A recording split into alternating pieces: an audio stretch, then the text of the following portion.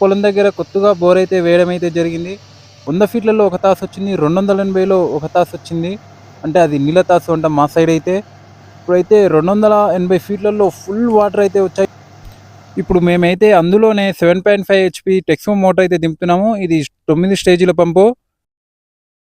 ఇదైతే ఎల్టీఎల్కే 4 square wire. 210 ఫీట్లు అయితే ఈ మోటార్ అయితే దింపేస్తున్నాము. మోటార్ అయితే దింపేసాము.